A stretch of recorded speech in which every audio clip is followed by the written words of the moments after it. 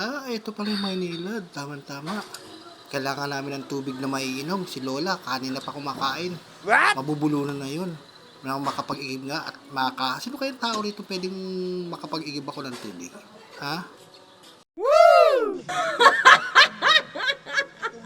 Sino kayang makakausap ko rito ng mga kumag na to? Sana paigibigin ako ng mga mokong na to. Tao po! Tao po! Magandang araw po. Ito po ba yung Maynilad? Wow. Ito yung Maynila, bakit? Kasi po may kailangan po ako. Magpaparefill po ako ng tubig. What? Parepel ka ng tubig? Opo. Hindi naman to, mga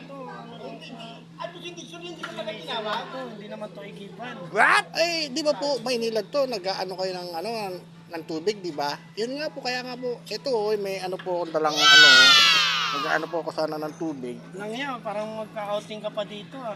Hindi po, magigib lang. Pwede po ba? Magkano po isang ganito, isang jug? Ay, hindi pwede magigib dito. What? Isang ganito. Ay, hindi ko alam kung pero hindi talaga pwede yan eh. What? Bakit hindi ba Maynila to? Marami kayong tubig dito. Tapos bakit hindi kayo nagbigay ng tubig? Babayad naman po ako eh. Siyempre ito, niluluto pa yung nito. What? Dapat iigib ka doon sa mismong bahay. What? Na may metro. Tinulong nga po ko ng kapitbahay. Wala nang tubig nga doon eh.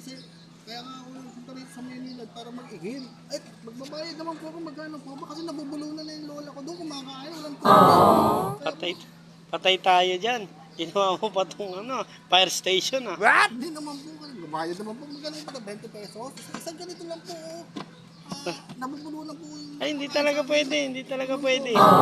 Pasensya na, hindi talaga. Doon ka na lang sa kabilang bahay. Damot-damot niya sa tubig.